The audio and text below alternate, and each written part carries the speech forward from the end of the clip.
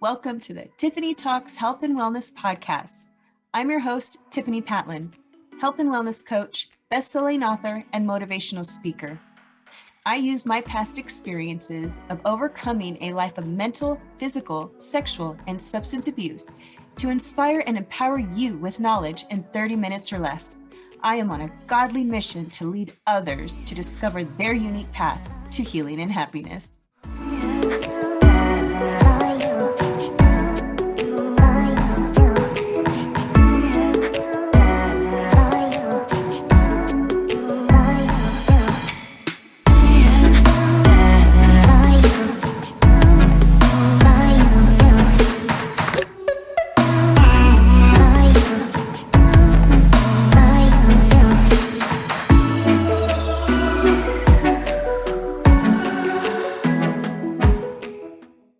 Greetings, everybody. Our special guest today is Dannielle Parker. She is a profitability strategist, for seven-figure female med spa owners who are fed up with experiencing entrepreneurial poverty and are ready to create permanent profitability so that they can restore the financial health of their business and create the foundational engine of a legacy that will outlast them. Let's welcome Dannielle. Hello, Tiffani. It's so good to be here. Yes, it is. I love what you do. And I know you and I have met before, and you are such a joy to chat with. So I'm excited to have you here today and to just dig in a little deeper as to what you do and how you help other people. Well, thank you. Yes, it's always a pleasure to talk with you, Tiffani. And I know it will be a great conversation as always. Yes, I love it. So I want to just get right into it and just ask you, so what motivated you to choose this line of work? Yeah, so it's a funny story. Somebody just asked me this yesterday, and so many people today, they go into graduate from high school and go into kind of the rest of their life. They're like, what do I want to do? And most people don't know, right?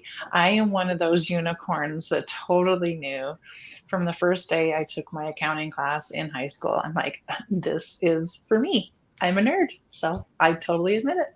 And I love numbers. So that is kind of where it all started, is right in high school. And I knew my path and I went for it, and I have not ever looked back. And I do. I love numbers, and that's just the way my brain thinks. And so it works for me. Wow, that's awesome. You're right. Because there's a lot of people, they just don't know, and they dabble into all these things. I mean, wow. Even me back when, I think I wanted to be a school teacher, and I guess I sort of am doing that because I homeschool my kids. And there you go. Huh, that's funny. And you teach every day though, right? So maybe it's just not a classroom of kids, but. Yeah. It's funny how that works out. Yeah. That's very interesting. Would you say that kind of helped streamline your life, your career path, because you already knew at such a young age? I would say absolutely. Yeah. I mean, I was one that once I make a decision, I just go full force forward. And so it never was a struggle for me to figure out where I was going. Like, I am a planner as well. So I had planned it out. I had it all mapped out. Now, there's a whole nother story around life never works out how you map it out, right? But it does help to have a path forward for sure.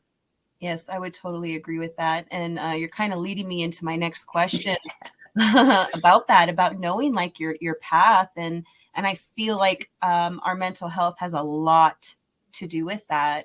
So when it comes to entrepreneurial poverty, what would you say, or how do you feel, or how do you see that that's linked to our mental health? Oh, absolutely. Okay, we could spend the entire day talking about this. I'm sure you feel the same way, but it has a huge impact, I think, not only on our mental health, like our success, how we show up, how we view ourselves. Because if we're not succeeding in what we said we wanted to do, there is just a whole mental cloud that puts us in a bad place where we can't show up our fullest.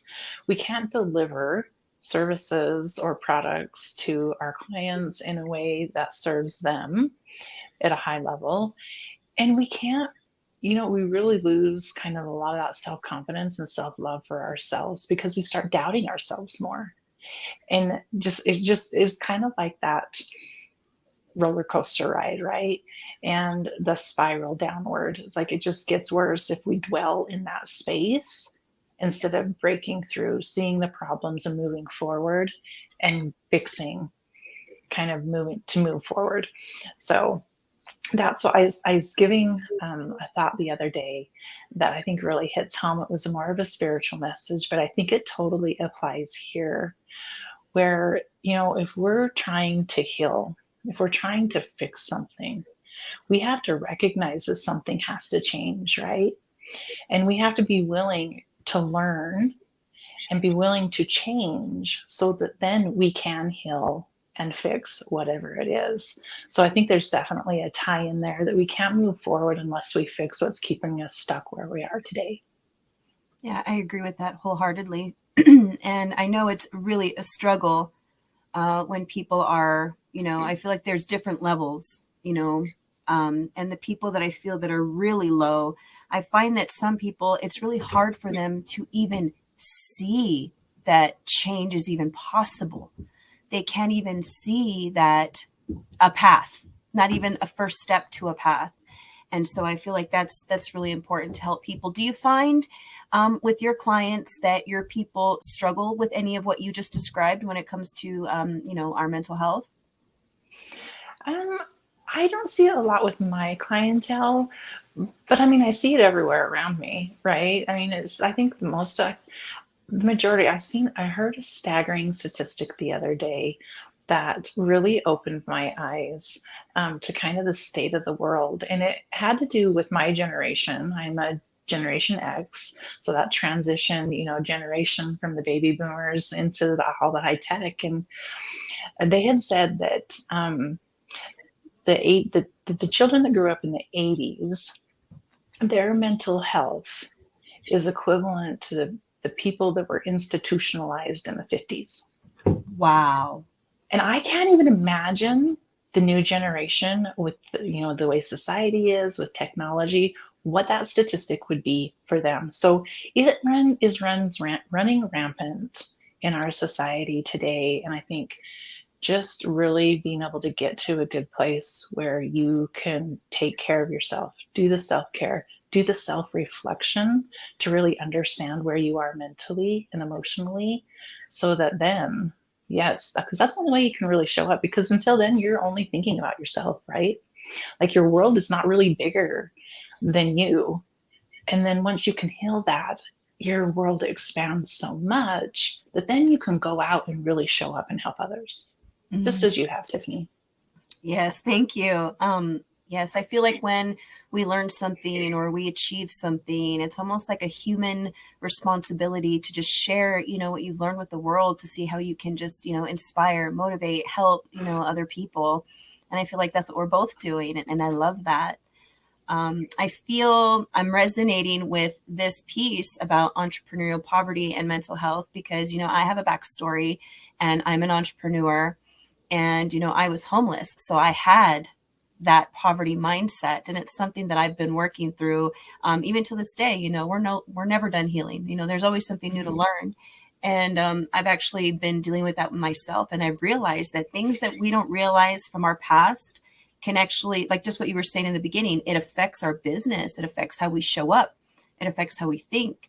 It affects how we speak to our clients. And they talk a lot about how people can feel your energy, your vibe, so there's all of this stuff that that's in alignment and goes with it, mental health and your entrepreneurial poverty. So I feel like people out there who have businesses and they're trying and maybe they're just not getting their foot off the ground, there could be something there, some sort of hidden trauma that, you're unaware of, and don't beat yourself up over that, I say, because you can't fix something unless you know it exists. Right. No, that thought brought up a thought for me, Tiffani, that, a lot of people, as they're being a business owner in the entrepreneurial world, they're working and they're like, in the grind. And so I think a lot of it kind of ties back to when you're experiencing entrepreneurial poverty, you think you just have to work through it, right? Just work, more work. and they lose sight of that balance in life and the fulfillment of having a balanced and integrated life. And I think, yeah, you lose really that wellness of just being able to have a full life, and you focus too much on what am I doing wrong? And instead of finding the solutions and broadening your mind to open up to what could come to you. I love that. Open your mind. Be open to allow things to come to you. I love that. Yeah. I would love to hear one of your favorite client transformations. I'm sure you have more than one, but I would just love to share with the audience so that way they can get an idea of what it's like to work with you and what that outcome is. Oh, thank you. Yes. No. So one that comes to my mind, I'd started working with a new restaurant owner a while ago, and it was new to the US, new to entrepreneurship, and totally did not understand business. But what we were able to do is really set up a profit first strategy for him from a cash flow perspective. And he works in a seasonal resort area. So just being able to have the cash flow to kind of level out for the year was critical for him. And he just finished his slow season. And although it was a little bit of a struggle for him, he was able to weather kind of those slow months where he didn't have any income coming in, because we were able to set up the cash flow management system that he was able to, during the busy months, really store and put away and be strategic with what he was doing with his money. And at the same time, even though he didn't have income coming in, he still was able to take a profit distribution. So that to me is where it just gets so exciting from my nerdy mind, is that we can help business owners truly see the joy in their business and be rewarded, not just from a salary perspective, but also from a profit distribution where they can really enjoy life. Wow. I love that. That's very, very inspiring. You know, it's like, ooh. What do I get to do? You know, I just did our my partner and I's profit distributions last night, actually. It's like, what am I going to do? Yeah, that's awesome. I love that. That's very, very inspiring. So for those that are out there listening and they're super inspired with this, what would you say would be some good actionable steps that they could take to end this entrepreneurial poverty that they might find themselves in? Like they're just drowning in it. Like what are those steps? Thank you. Yeah. So we always say the step number one, of course, is to know and understand your numbers. Understand what's driving your profitability. Understand, how you're accumulating money in your business, how you're spending money in your business, where are the profit leaks in your business. And then from there, you can make a plan on what you want your profitability to look like in your business. And we have some great tools to do that. But coming out of that, like the best thing you can do is to set up one separate business account for your profit. And with every deposit that you bring into the business, just start small and take 1% of that and move it to that separate bank account. And that will be small, but over time it'll start to accumulate. And as you understand the process and the system, you can increase that percentage. And then you can start to be able to receive those quarterly distributions and be able to plan exciting things. That's a really good tip, to just put away even 1%. You just start small. I feel like a lot of people out there are, especially like with social media and just like with everything in general, we just want things now. We want it fast. We want it right now. Where's the billions? I want it now. And, from what I'm getting from you, it's like, we can get there. It's not that we're not going to get there. It's just that we got to take those small little steps. And I think that 1%, like you said, is that first step. Well, the first step is knowing your cash flow, how you spend money.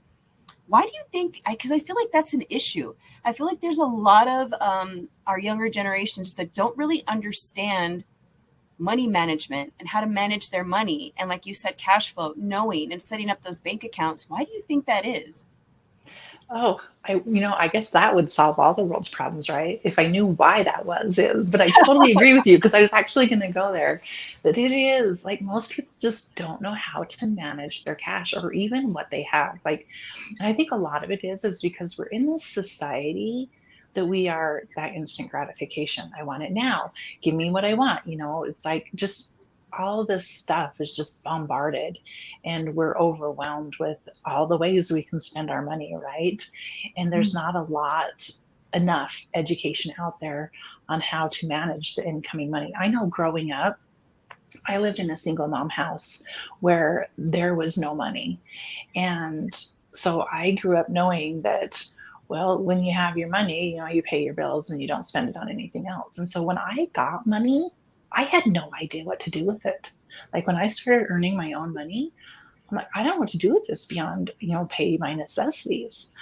And so I just don't think there's enough education out there to really give us the tools to be able to set that up. And I know that's one thing I've really strived with my kids is they're, starting to adult or starting to get their first job is like, okay, let's sit down and let's look at, how much money is coming in and let's divvy it out. Let's create a budget for you and a plan with what you're going to do with your money.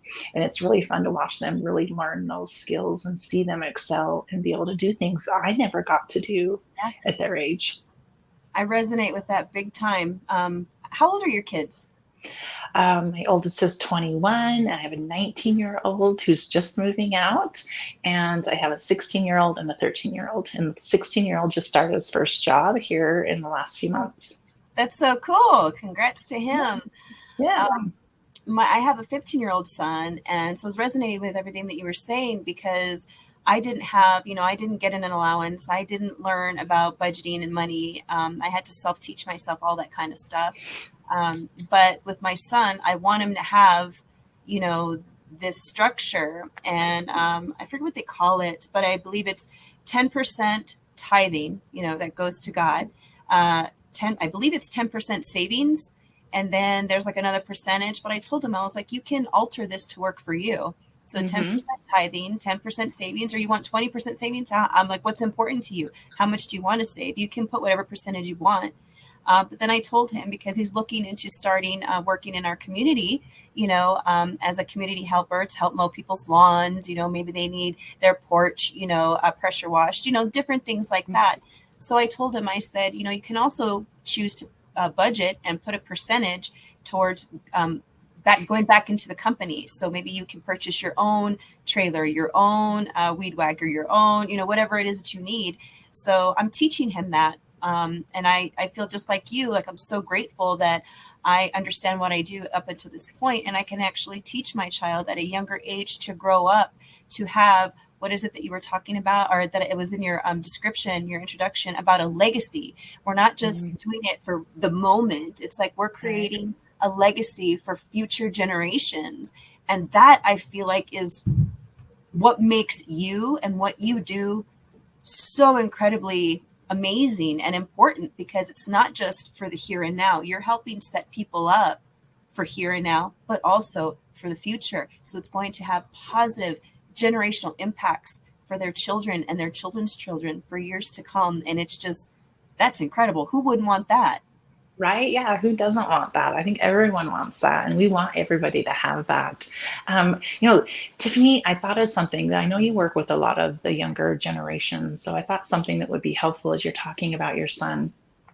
And I agree, it's totally adaptable to the individual. There is no like one size fits all. And one of the easiest things I did with my son, I think a lot of people could use this, is that I set up a Google sheet with him that we share. And I said, okay, here's your paycheck, every paycheck. And we just kind of map it out so he can enter in his paycheck each time.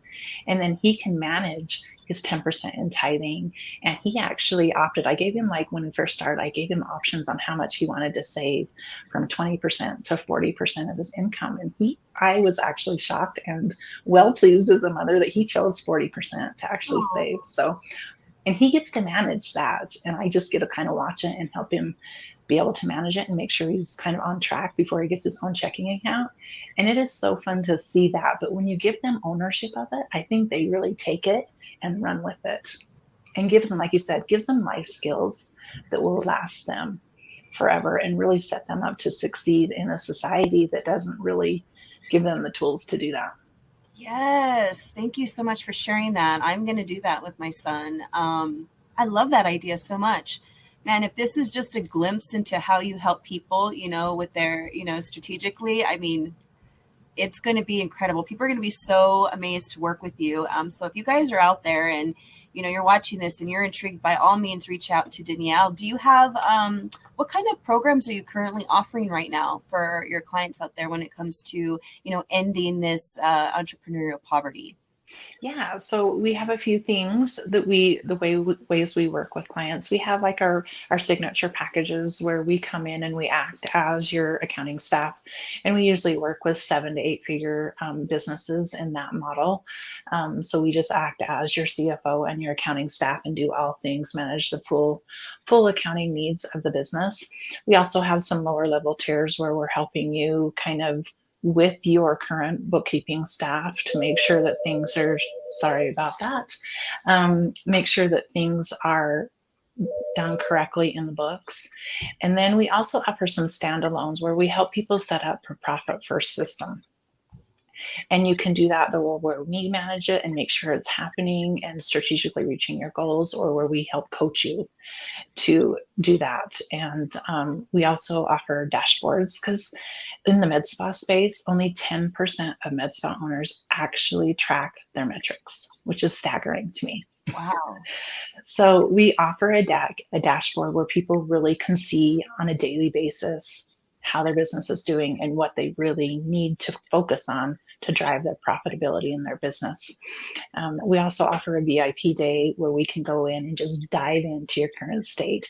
How are you spending money? How are you bringing money in? Where's your profit leaks in your business? And we design the owner's compensation in a way that meets the owner's lifestyle and make goals to get there. So those are some of the ways that we work with clients. Most of our services are a one-on-one basis at this point.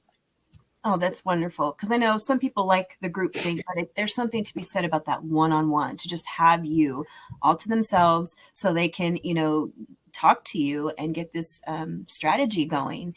And it sounds like what we were talking about before with our teens.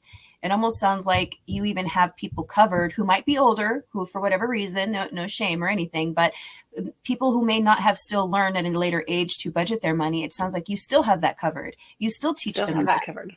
Yes.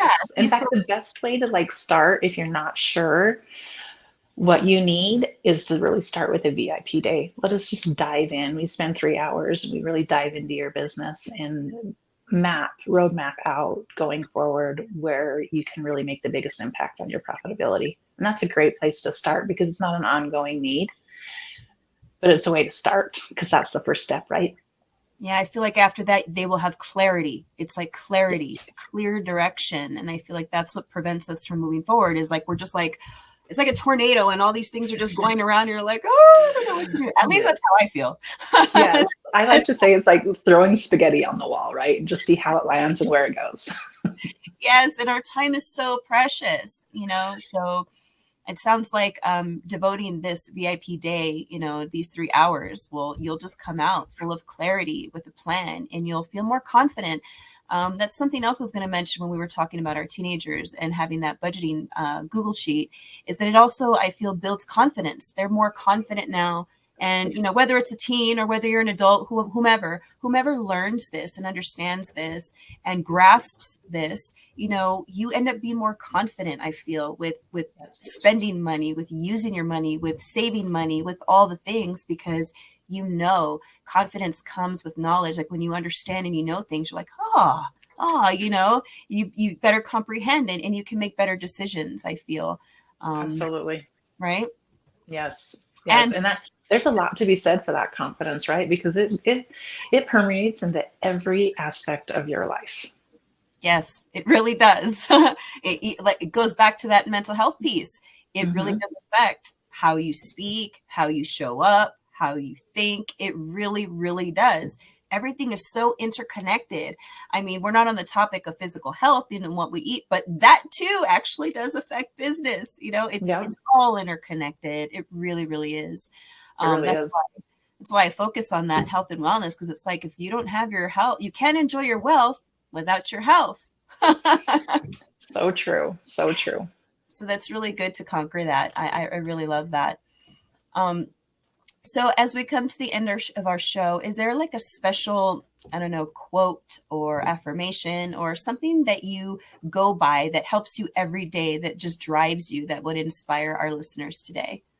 Yes. Oh, I love that. And you know, hopefully I'll get this right. I mean, I have the essence of it in my head, but I may not get it exactly right. But really, I live by the motto of, no matter what, get up, show up. And, there's more to it, but it's basically get up and show up, dress up, be there, and just do the best you can, because you're not going to get it perfect every day. But if you try, over time, things get great.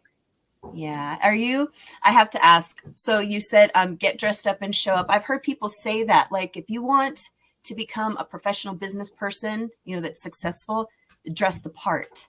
Because is that kind of like anything that you were referring to just now in that affirmation? Well, I mean, that's part of it, right? But no, I mean, okay, so I'm going to look over here because I actually have that quote right here. So it says, no matter how you feel, get up, dress up, show up, and never give up. So it's really that idea. Just keep moving forward, that persistence. Persistence will win every day. I love that, persistence. And that's the other thing too, is that I feel like some people, I think it's that it goes back to that instant gratification. You might not realize that your progress, because it might seem so small to you. It's all perspective, how we look at things, right? But even if you feel like there's a step that you're taking and it's so small, that's still progress, and it deserves to be celebrated. Celebrate yourself, even those small wins, right?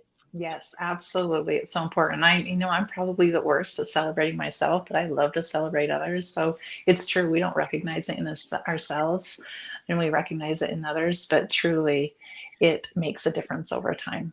So celebrate every little movement you move forward. It all comes together in the end. Yeah. And having that attitude of gratitude just brings more of that into your life. It's beautiful. Yes. Love it. Thank you so much, Danielle. Everybody, be sure to follow Danielle. All her social media links are in the description box, and be sure to schedule this VIP day with her. I mean, it sounds incredible. And thank you so much, Danielle, for being here. I truly appreciate it. It's always a joy to speak with you. You as well. Thank you for inviting me, Tiffani. It's been a pleasure. Thank you. We'll be in touch. All right, everybody. I hope you enjoyed that as much as I did. Thank you to everybody listening and watching today's episode, whether that was live or on replay. And please feel free to comment with what resonated with you. And as always, I greatly appreciate all of your reviews. You can help me reach my 2022 goal to spread the word of healing by inviting your friends and family to like and follow on Facebook and subscribe on YouTube. You will notice that my YouTube channel is currently being revamped, because there's a lot of great things that I learned about YouTube. So I'm currently in the process of revamping that, but all of the podcast episodes are still continuing. Audioly, you can listen on the top 10 distribution channels. And I do not have a quote for you today, except for the one that I already said. You cannot enjoy your wealth without your health. I'm Tiffani Patlin, signing off until the next episode. And just remember, your voice matters. Bye now.